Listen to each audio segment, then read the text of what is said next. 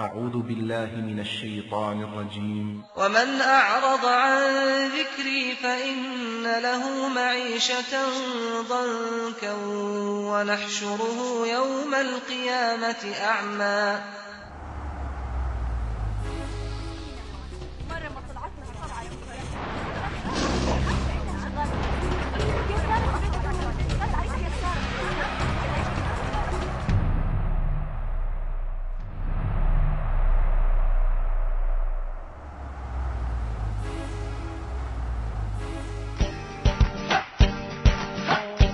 Sebab saya pernah cakap dengan Irma pernah tanya saya, Kak Tin nak pakai ke tidak dalam cerita ni?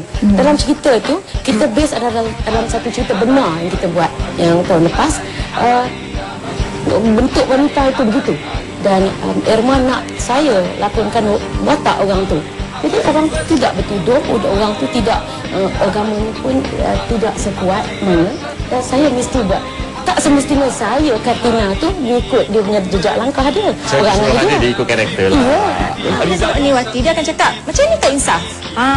Orang cakap macam tu. Sebab tu mereka masih lagi memberi persepsi yang buruk. Apa pandangan Wati? Kadang-kadang daripada segi pakaian tu kita jangan judge orang. Tak semestinya orang berpakaian terbuka-buka tu semua dia jahat. Sebab macam pakai tu semua pun adalah permintaan majalah. Jadi saya kena menghormati orang yang minta tu. Tapi tak ada niat apa-apa pun kat situ. Hanya untuk tak ada gambar dan tak ada boyfriend-boyfriendnya dengan si Eri. Itu adalah nombor. Okey? Asalkan kita sehat, masih boleh berjalan, maknanya umur tu tolak belakang. Kalau ada cucuk, kalau nak cucuk. Kalau nak cucuk. Sebab zaman sekarang semua kemudahan dah ada. Okey? Pandangan Kak Ros ni tentang cucuk-cucuk ni? Saya suka. Cucuk lah maknanya.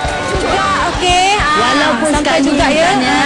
Tapi bila kita dah sampai sana, memang nak pergi lagi. Nak pergi lagi. Tapi Kak Ros tak rasa bercanggah ke? Macam orang kata kalau dah pergi Mekah tu dah orang kata bertaubat lah. Bertaubat. Tapi Kak Ros lepas pergi Mekah lagi bertambah. Lagi ranggi. Okey. Cerita pasal kata kita dah pergi Mekah, kita ranggi lagi. Ini adalah Kak Ros yang sebenarnya. Lepas pergi Mekah baru dapat petunjuk ni. Sebelum pergi Mekah, Kak Ros tetap macam ni. Kak Ros pergi Mekah, balik pun macam ni. Jadi nak buat apa kita nak tukar? Pergi dekat masa belum pergi, komen rangi macam nak gila ni, seksi macam nak gila ni. Bila dah pergi balik, Assalamualaikum. Tak perlu hipokrit awal. Okey.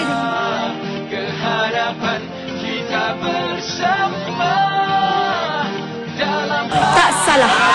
Zaman Nabi kita bercinta, kahwin dengan Siti Khadijah. Berapa umurnya?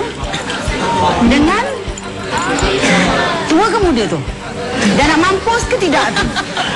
Tua ke muda tu? Dan nak mampus ke tidak tu? Dan nak mampus ke tidak tu? Tua ke muda tu? Dan nak mampus ke tidak tu?